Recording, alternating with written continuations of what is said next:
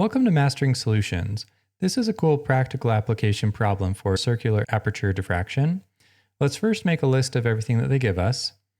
They tell us that the lambda of the laser that they're using is 633 nanometers, and we're told that L, or how far away the viewing screen is going to be 24 centimeters, so 24 times 10 to the negative 2 meters. We're told that the D is 2. So we actually have a D min and a D max because we have to do this problem twice to give us a range of a normal red blood cell size. And so the D minimum is going to be the 7.5 microns. So 7.5, 10 to the negative 6 for microns. And then the maximum is 8 microns. So 8 times 10 to the negative 6 for microns.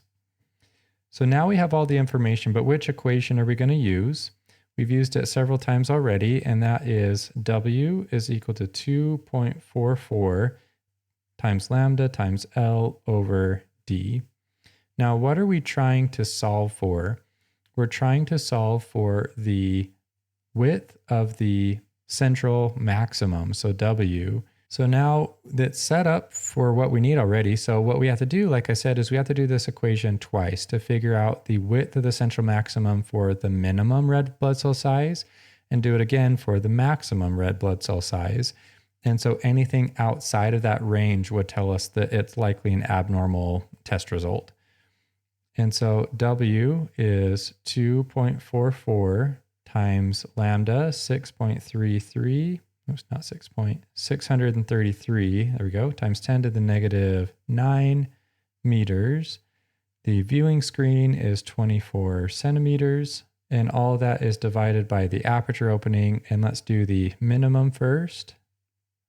And that's 7.5 times 10 to the negative 6 meters. So we have 2.44 times 633 nanometers times L, which is 24, oops, not sign, times 10 to the negative 2. And that's all divided by 7.5 times 10 to the negative 6 meters. Now, which one are we solving for here? The minimum aperture size or the maximum aperture size? It's logical if you think, well, it's the minimum D, so it's going to be the minimum W, right? But what it is the D here is on the denominator. So the larger this value gets, the smaller the overall value gets. So using the minimum for the aperture size will actually give us the max W. And then just by the same reasoning, the smaller this one is, the larger the overall value is.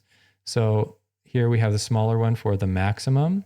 And down here we'll be using the D max, 8 times 10 to the negative 6, for the minimum size of the width of the central aperture. So let's plug these in. We have 2.44, let's go, there we go, 2.44 times 633 nanometers.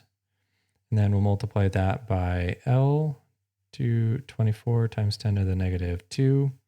All that's divided by, in this case, we'll use 7.5 times 10 to the negative 6.